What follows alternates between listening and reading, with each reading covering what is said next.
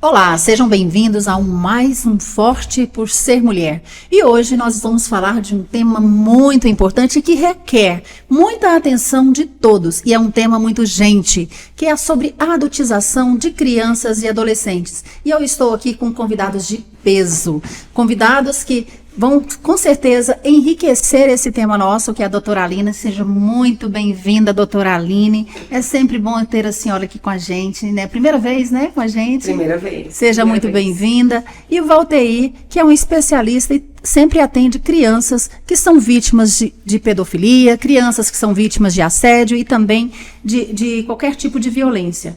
Muito obrigada, Valteir, a segunda vez com a gente. Muito obrigada pela sua presença. Doutora Aline, sabemos que a senhora está ali hoje na DPCA, né? Já há um tempo com a gente, há 3 anos? Não, estamos lá desde 2023, final de 2023. Faremos 2 anos ao final agora de 2025. Já viu muita coisa, né? Já. Caramba, parece que tem muito mais tempo. É porque muito trabalho, né? Lá, muito serviço, então parece mais tempo do que é. A doutora Aline é delegada da DPCA e hoje vai estar falando um pouco desse tema com a gente, que é um tema bem chocante. E o Valteir, né, que dispensa aqui também a apresentação, já esteve com a gente, psicólogo, e está ali atendendo também na DPCA crianças que são vítimas de violência, junto com a doutora Aline. Sim, obrigado pelo convite, né? É bom estar aqui novamente, principalmente agora do lado da doutora Aline. É um prazer estar com vocês e espero assim, né? Eu acho que é um tema que tem que ser falado até para a questão de conscientização mesmo, né? Abrir os olhos da sociedade, das pessoas, né? Dos cuidadores, né? Dos genitores, para ficar sempre atento a isso, né? Doutora, fala um pouquinho da senhora. Bom, Breves palavras, fala um pouquinho da senhora, o trabalho que a senhora fala, o porquê hoje está como delegada. Bom, eu sempre quis ser delegada, ser policial civil. Não me lembro de querer outra coisa. E foi uma escolha muito natural, assim. Fiz direito porque era a área que eu queria mesmo. E me formei, advoguei por um período, mas logo prestei o concurso para escrivã de polícia. Fiquei cerca de 6 anos, 7 anos como escrivã de polícia, até ser aprovada no cargo de delegada, que eu ocupo desde 2020, e passei por várias cidades como escrivã, como delegada, rodei o estado inteiro, e fiquei 2 anos em Corumbá de Goiás, quase 3 anos, até receber o convite para vir para Anápolis, assumir a DPCA, e foi muito pelo trabalho que a gente fez em Corumbá de Goiás. Nós apuramos vários crimes de estupro de vulnerável, e eu percebi que era uma área que me interessava muito, então foi natural assumir a DPCA, né? E é um desafio enorme, porque uma cidade do tamanho de Anápolis, a gente sabe que esse tipo de crime acontece em todo lugar, mas a gente encontrou uma realidade muito, muito pesada, né? Tudo que a gente estudou, a gente vê ali se materializando. Acontece o tempo todo, acontece em todas as classes sociais. Então é realmente um grande desafio estar à frente da DPCA, mas é o que me motiva mesmo. Trabalhar com apuração de crimes contra crianças e adolescentes é realmente uma motivação para mim. Valteir, fala um pouquinho de você. Por que estar nessa área? Por que escolher a psicologia e por que trabalhar com crianças que são vítimas de violência? Bom, né? A psicologia eu acho que também foi uma questão de escolha, né? Eu tenho outra graduação, que é na área de enfermagem, e dentro do hospital, eu convivi com pessoas que normalmente estavam ali não por questão de saúde fisiológica mesmo, talvez mental, né? E ali me despertou, eu falei, poxa, eu acho que eu vou procurar a área da psicologia. E a psicologia forense, né, a questão da psicologia jurídica, que me deu um pouquinho de expertise para trabalhar nessa área, foi assim, lembro que eu fui participar de um congresso em Goiânia, e lá eu conheci a Viviane, né, que também é policial, é a escrivã, psicóloga, né? E eu recebi o convite dela. Falei, por que você não vem atuar nessa área comigo? Eu falei, vou, né? Vou ver como é que é. E aí eu comecei, fiquei 1 ano estagiando, buscando essa formação. E depois eu vim para a DPCA aqui em Anápolis como voluntário. E aí eu, de certa forma, falei, poxa, eu consigo fazer um bom trabalho, eu consigo realmente ajudar, né? Consigo trabalhar nessa questão da proteção da criança e do adolescente, né? E foi 2 anos e eu acho que eu acabei me apaixonando também, né? E vi a possibilidade de realmente desenvolver um bom trabalho. E logo em seguida veio a doutora Aline, eu falei, poxa, acho que é aqui que eu vou ficar, né? E aí estou até hoje, então assim, eu sempre buscando mais conhecimento, né? Estou fazendo outra pós-graduação agora novamente, para me formar mais ainda. Então assim, é uma área que desafia, né? Porque você tem que estar o tempo todo ali, podemos dizer, um passo à frente, né? Então, eu acho que o que me impulsiona a estar nessa área é a questão do desafio mesmo. De ser útil, acho que essa é a palavra, ser útil, né? Se eu ouvir um relato de uma criança e você poder ajudar essa criança, eu acho que isso vale muita coisa, vale muito, muito. Que bom. Doutor, o que nos traz aqui hoje é um tema aí que está em evidência, né? Ele foi exposto aí recentemente, né, pelo influenciador Felca, que é a adultização, mas é um tema que quem trabalha nessa pauta há muito tempo vem se falando disso e vem se conscientizando sobre os crimes que ocorrem em redes sociais. Eu confesso que há muito tempo eu defendo essa pauta, mas às vezes a gente não tem ideia da magnitude da extensão. É o que vocês vivenciam ali no dia a dia. Eu queria perguntar para a senhora, o que significa adultizar uma criança? Em que situações isso acontece? E como a política enxerga esse fenômeno no dia a dia? Bom, quando a gente fala de adultização, a gente está falando de precocidade. Você querer que uma criança, um adolescente, faça, consuma, pense como um adulto. E quando a gente fala ali de sexo, de tudo que é relacionado à relação sexual, a gente não está falando, nós não estamos incluindo crianças e adolescentes porque não é próprio da idade deles, né? Então, mas quando você permite que essas crianças tenham acesso a esse tipo de conteúdo adulto, ou que elas sejam tratadas, seja naturalizado o comportamento delas como se adulto fosse, isso é adultização. Então, um exemplo prático, uma criança dançar músicas que tem um conteúdo erótico, um conteúdo sexual. Isso é uma forma de adultização. Permitir que essa criança, que esse adolescente consuma conteúdos inadequados para a idade dela. Nós temos, por exemplo, classificação de conteúdo, né? Esse conteúdo é permitido acima de 12 anos, acima de 14 anos, acima de 18 anos. Aí você permite que uma criança consuma esse tipo de conteúdo fora da idade dela, é uma forma de adultização. E, como você disse, o que o Felca fez, esse é um verdadeiro influenciador, né? Que usa a sua voz para realmente alertar as pessoas sobre o que vem acontecendo livremente aos nossos olhos, e precisou dele expor, desenhar mesmo. Falei, gente, olha o que está acontecendo. Nós estamos consumindo esse tipo de conteúdo e dando dinheiro para essas pessoas e tá tudo bem. Então foi realmente um tapa na cara de toda a sociedade, né? E não é só ali a Camilinha, o Ítalo, nós fazemos isso na nossa casa. Quando nós vestimos os nossos filhos com uma roupa que não é adequada para a idade dele, quando nós permitimos que eles consumam conteúdo que não é adequado para a idade deles, quando a gente naturaliza crianças de 11, 12 anos namorando, tudo isso é adultização.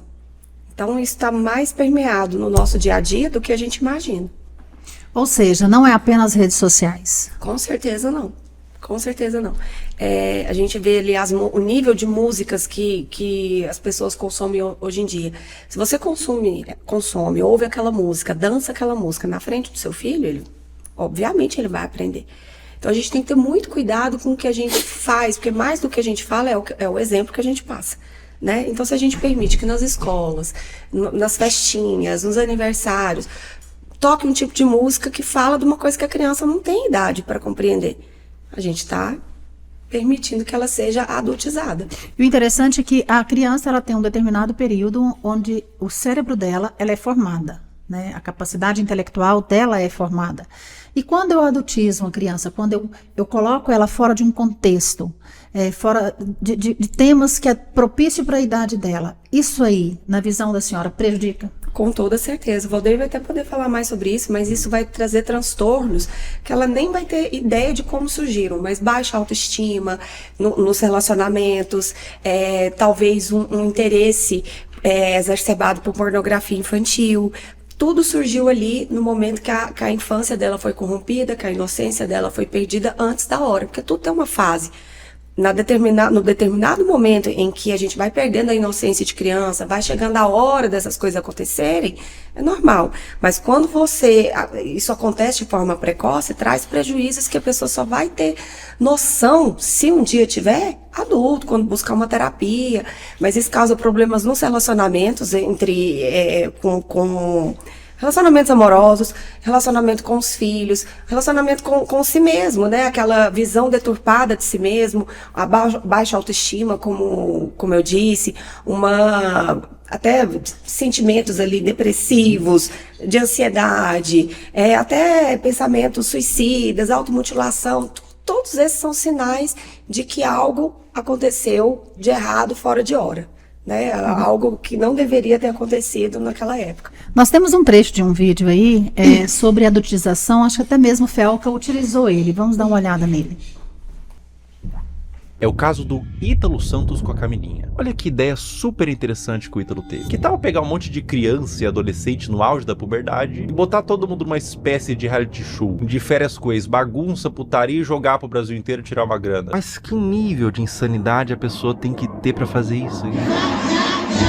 Como todos sabem aqui, a gente já ficou e a gente fica quando quer, entendeu? E nós dois não temos nada sério. Eu não fiquei com a Mai, eu ficaria com a Mai. Tá ligado? Se ela quiser, eu fico agora até. Oi! Puxa! É um clima adulto que contrasta com o fato deles todos serem crianças. Dá um desconforto ruim. É um perguntando se ficaria com o outro. E as crianças tudo chipando, tendo crush. Mas a parada piora. E piora muito. Olha essa cena. Tá bom, mulher. Eu não tô falando não.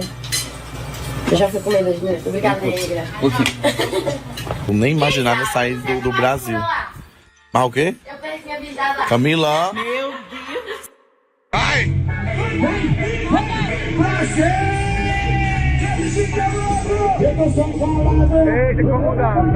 16 anos. O que o Ítalo puder extrair, ele extrai. Ela faz show pra adultos, de mini saia, danças sensuais, público consumindo drogas, álcool, homens adultos na plateia que pagaram pra ver a grande atração do circo, uma menor de idade sexualizada. Pela expressão dela no início, ela tava exausta, não tava confortável em continuar. Uma questão pra você. Enquanto ela dança,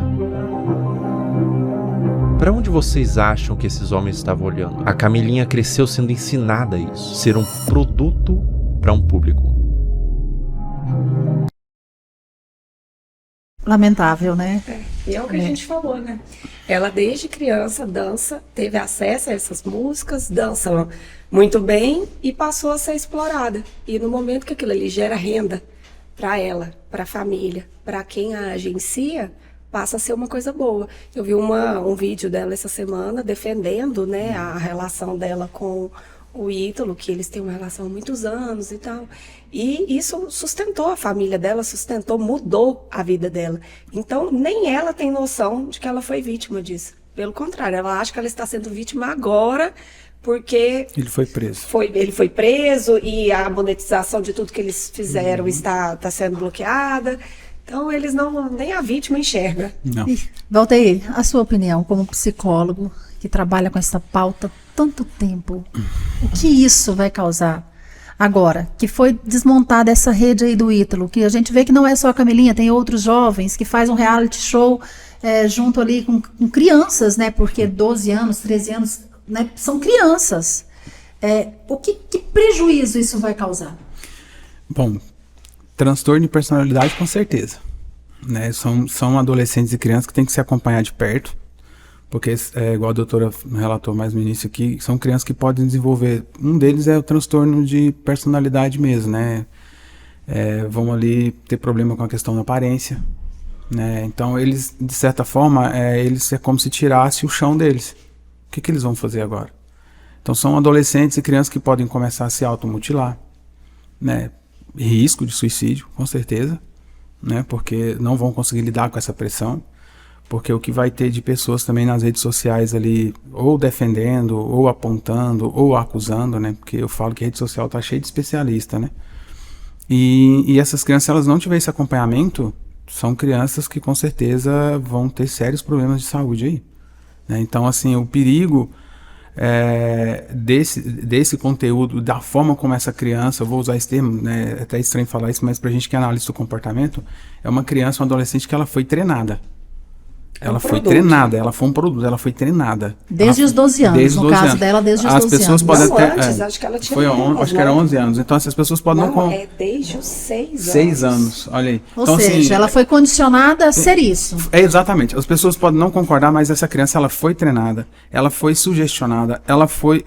a gente fala isso na psicologia, é uma criança que ela foi o quê? Ela foi criando uma aproximação muito sucessiva. E aí, teve o quê? Ganhos muito fácil. Que é o quê? Dinheiro. E a família, igual falou, né? A família foi beneficiada com isso, né? Então, assim, pra que eu vou denunciar? Pra que eu vou achar que isso é errado? Então, assim, eu sinceramente, eu me preocupo agora, o pós.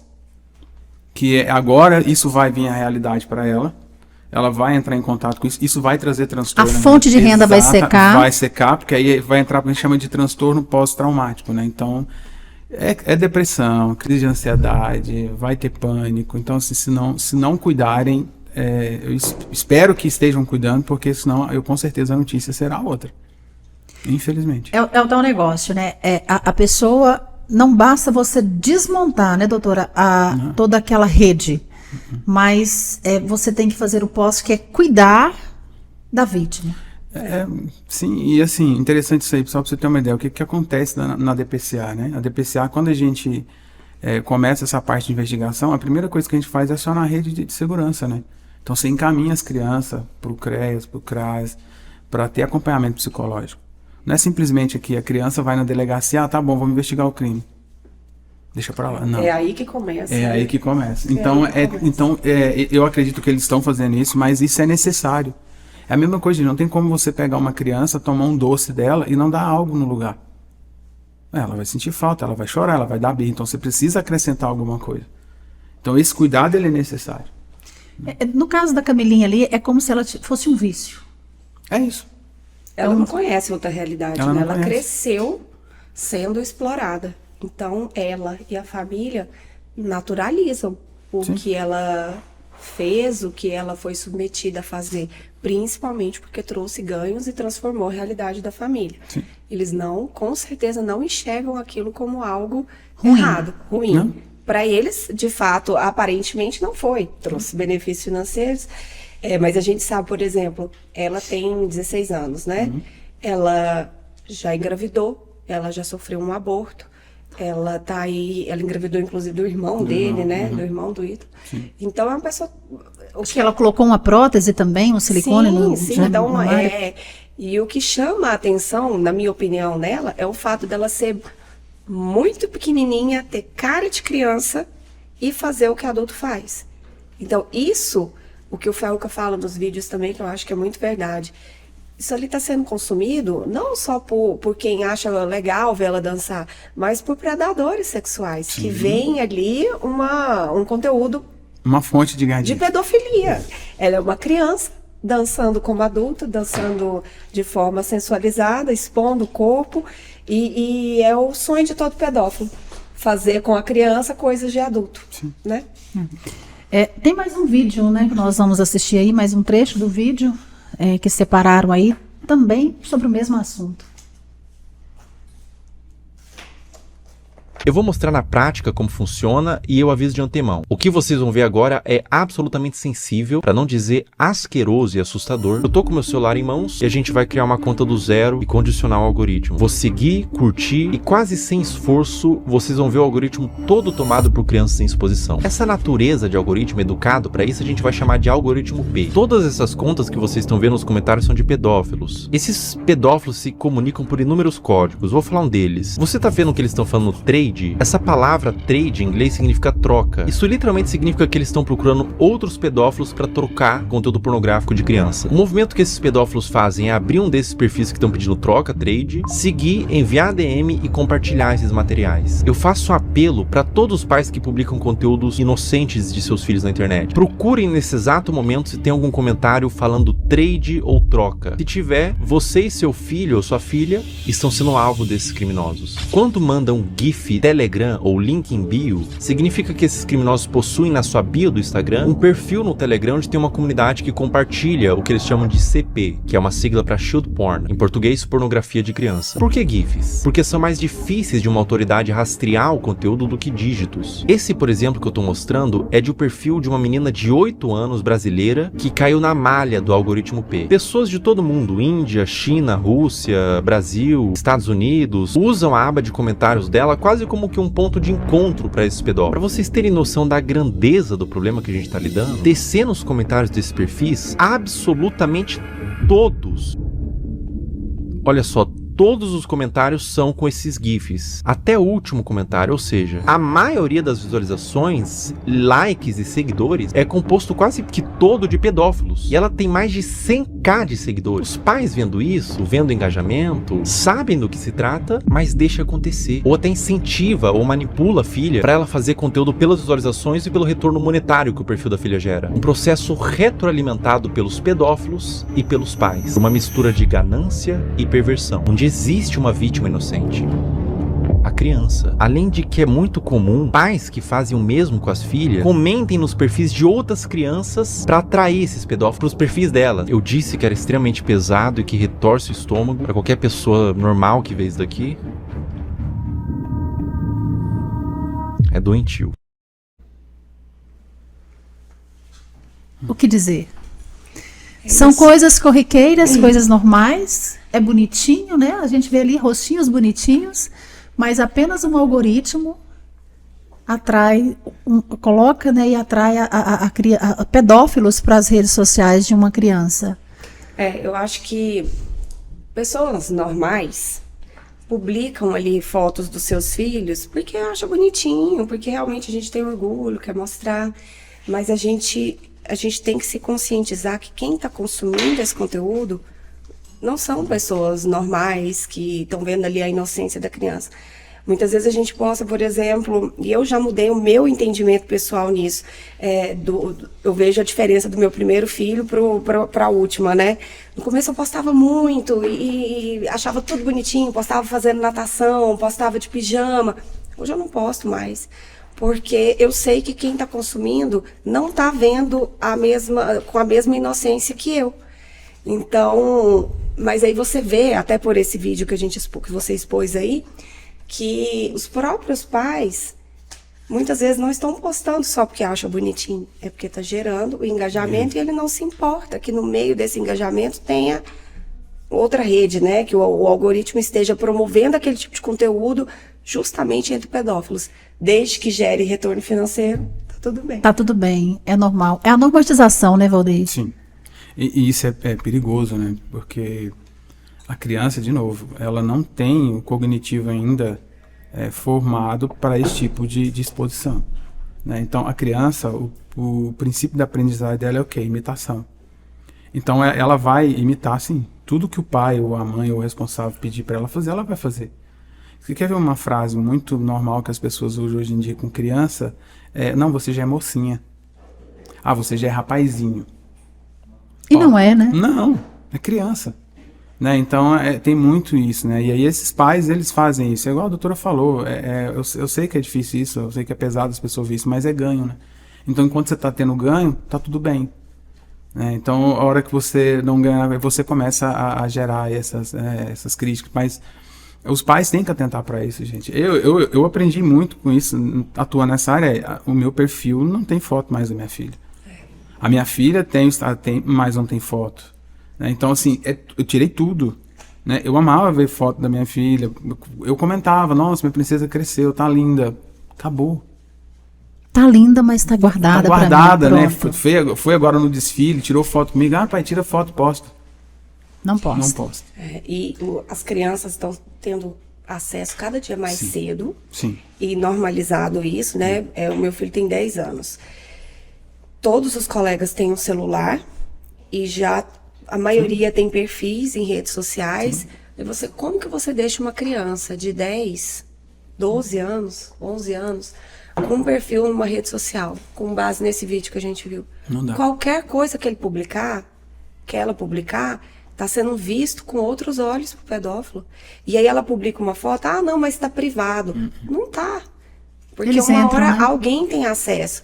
E aí essa foto que foi publicada, às vezes, muitas das vezes, de maneira inocente, vai parar num grupo de pedófilos, no Telegram, e compartilhado com o mundo inteiro. Telegram, Discord, né? Nós temos uma informação aqui muito importante, que depois desse vídeo do Felca, as denúncias de violência sexual online contra crianças e adolescentes cresceram mais de 500%. Ou seja, aí sim, como a senhora disse, é um excelente... Ele prestou, sim, um trabalho de influência, Nossa, ele né? foi- E isso apenas em 11 dias nesse mês de agosto. Pois é. Então, que tem o maior número de denúncias da história em 5 anos. 4 registros foram feitos por dia, o número é o maior em 6 anos desde que começaram a registrar as denúncias. E de acordo com os dados levantados pela CNN, com base no Ministério dos Direitos Humanos da Cidadania. Essa notícia saiu agora essa semana falando sobre esses dados. Ou seja, isso realmente é prestar um bom serviço para a sociedade, um bom serviço de proteção, né? E como eu estava comentando com a senhora, hoje, dessa semana, desde a semana passada, desde que saiu esse vídeo, se fala muito no nosso Congresso Nacional, e dentro das comissões, o que se rola hoje são fechar um pouco mais para que se possa proteger melhor essas crianças e adolescentes. Inclusive, ontem passou na Comissão de Educação, um projeto de lei foi aprovado, onde veda algumas apresentações em escolas, apresentações que colocam a adultização nas crianças e adolescentes. Isso aí é bom, né, doutora? Com certeza. A criança, como o Valdir falou, o adolescente, ele ainda está em desenvolvimento. Por mais que ele ache ali do alto da sua arrogância da idade Que sabe ele tudo. sabe tudo, e que o adulto que é, sei lá, Careta. careta, cafona, não sei. É nossa responsabilidade, responsabilidade dos adultos, dos legisladores, dos gestores, dos responsáveis por essas crianças, controlar o que eles fazem e o que eles têm acesso. Então, não tem que permitir em escola a criança dançar um funk proibidão. Não tem. Se ele tem acesso a isso em casa, já é um problema dos genitores. Mas a escola, enquanto está promovendo ali o desenvolvimento saudável das crianças, não pode permitir. Mas acho que isso é só um dos vieses que a gente tem, porque principalmente no meio digital a gente não tem controle ainda. A gente está falando de big techs aí, que são sediadas em outros países, e com a internet a gente tem acesso a todo tipo de aplicativo produzido em qualquer outro país, sediado em outro país, que vai obedecer às regras daquele país. Então, por exemplo, nós temos um aplicativo perigosíssimo, que é o Discord, que qualquer criança consegue baixá-lo, e ele é sediado na Irlanda, que não tem acordo de cooperação com o Brasil. Então, ele obedece às leis de lá. Ele não se submete às leis daqui. E qualquer criança vai entrar ali e vai estar exposto a comunidades de ódio, misóginas, racistas, fascistas, que influenciam, que incitam cometimento de crimes, de suicídio, de automutilação, de homicídio dos pais. Então, são coisas que qualquer criança, se baixar agora, vai estar ali com um clique e acesso. E o pior, a polícia não tem acesso a essas informações de forma facilitada. Porque, como eu disse no início, esse aplicativo, por exemplo, é sediado na Irlanda. Ele não é obrigado a nos fornecer todas essas informações, porque não tem acordo de cooperação com o Brasil. Então, muitas das coisas que eles fornecem, o que eles querem. Se eles quiserem. Se quiserem, né? Se quiserem. Então, é realmente assim, é a analogia que a gente tem feito. É você colocar o seu filho numa praça recheada de pedófilos, com pedófilos e todo tipo de coisa ruim, desses discursos de ódio ao redor dele, largar ele lá nessa praça, nesse parquinho e falar assim, mais tarde eu te busco. Quando você voltar, se você encontrar a sua criança, você vai encontrar ela como? Como que ela teve acesso a todo aquele tipo de coisa ali. É por isso que muitas vezes os pais, quando acordam, não reconhecem mais seus filhos, porque largaram solto ali na internet, sendo bombardeado por todo tipo de conteúdo inadequado, e quando acorda não tem mais o que fazer, porque o desenvolvimento dele já foi destruído ao longo do processo ali. Aí depois reclamam que os filhos estão depressivos, que os filhos estão rebeldes, não é, Valtei? Que os filhos estão se automutilando e não sabem o que fazer e não sabem o porquê. E tem assim, um transtorno que tá vindo muito agora, sabe? Né, e tá preocupando a gente, eu como neuropsicólogo, né? Que eles falam de um transtorno que é o TOD, que é o transtorno de opositor desafiador. Então eles estão tentando colocar muito isso nas crianças hoje, crianças de 5, 6 anos de idade. Como se toda criança tivesse transtorno, Não, que ele não obedece, gente, não, porque ele tem um transtorno. aí já tenta imputar isso, não.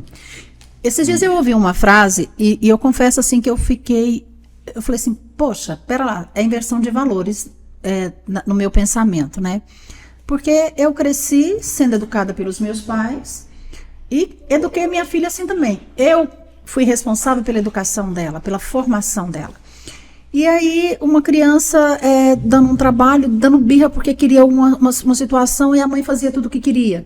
Eu fiquei olhando assim, falei, poxa, a gente tem que impor limites. Eu cresci ouvindo isso. E aí ela falou assim, mas vai para a escola resolve, a escola educa. Terceirizando, né? É terceirizar a responsabilidade. É responsabilidade da escola educar o filho? Não. Qual a da sua vida? Aí entra uma questão que a gente fala, né? O psicólogo, assim, eu trabalho, eu atendo muito criança, eu faço avaliação de criança, né? E quando a gente vai dar o feedback, né, dessa avaliação que eu chamo os pais para o feedback, quando eu falo que isso aqui é responsabilidade do pai, muito pai assusta. Mas o limite, a regra, tá? A criança ela tem que ter regra, a criança ela tem que ter esse limite, porque a questão, lembra sempre disso, limite e regra é para proteção da criança. A escola, gente, ela não vai estar lá para estar fazendo isso, ela vai ensinar o quê? O que é dentro daquilo do conteúdo. E não educar. Não. É diferente, né? Não, gente, as pessoas estão invertendo esse valor dessa educação, a gente está falando de valores, é outra coisa. Agora, eu tenho que ensinar minha filha em casa que quando ela chegar na escola, ela tem que respeitar o professor. Ela tem que respeitar o professor, ela tem que saber a hora de levantar, ela tem que saber pedir licença, ela tem que levantar o dedinho, né? Exatamente. Na minha época, eu levantava o dedinho. Sim, então assim, se você vai ensinar a sua filha ou seu filho, que não é qualquer pessoa que você vai chegar e pegando na mão. Ok, bom dia por educação. Então é isso, a escola ela não vai passar essas questões. E eu sei que eu entendo as famílias também, tem muita família que tem essa dificuldade, talvez não tenha acesso a esse tipo de informação. E dá trabalho educar. Dá trabalho falar não. A criança, o adolescente vai se revoltar, vai reclamar, vai chorar. E muitos pais, para se livrar daquilo logo, permite. E muito é o celular também, Sim. né? É melhor aqui em casa, no celular, do que na rua. E aí deixa ali.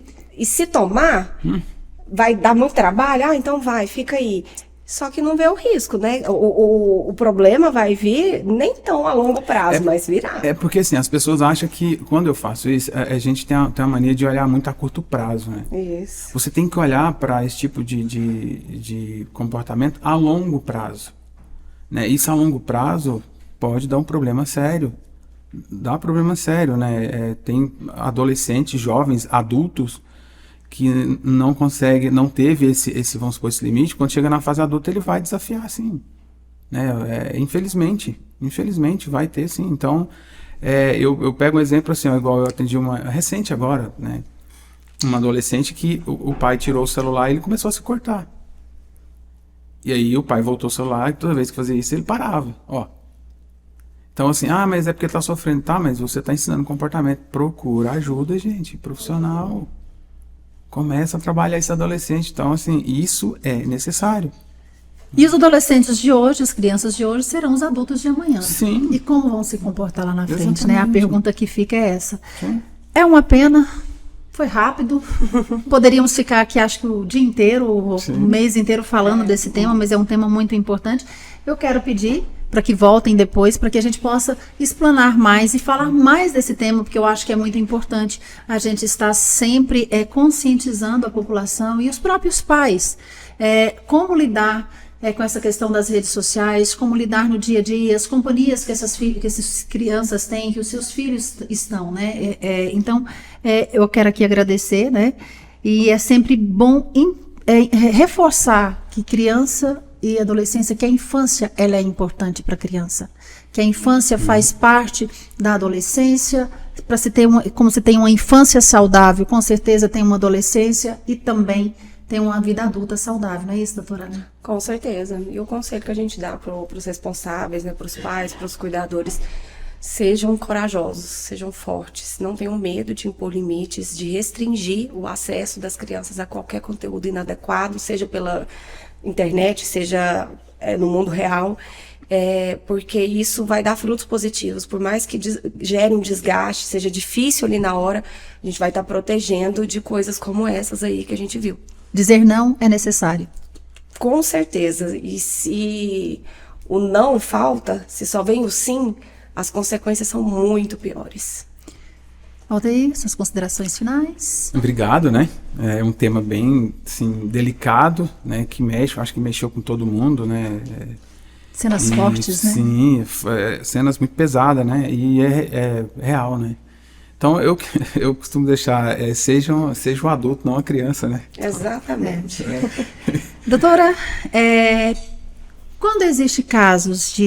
Quando tem qualquer tipo, resquícios de suspeitas ou a confirmação de uma violência contra crianças e adolescentes, aonde procurar, aonde ligar e o que fazer? Bom, em Goiás, o 197 da Polícia Civil, ele vai direcionar para a delegacia indicada, né, responsável pela localidade. Aqui em Anápolis, procurar a DPCA, que fica ali ao lado da Central de Flagrantes, no centro, seja de maneira presencial, seja pelos nossos canais de atendimento, pelo Instagram, pelo WhatsApp, pelo telefone, porque todas as denúncias que nós recebemos, e também pode ser feito de forma anônima, né? Muitas vezes a pessoa sabe de algo que está acontecendo com alguma criança, adolescente próxima a ela, mas não quer se envolver diretamente. Todas as denúncias que nós recebemos são verificadas.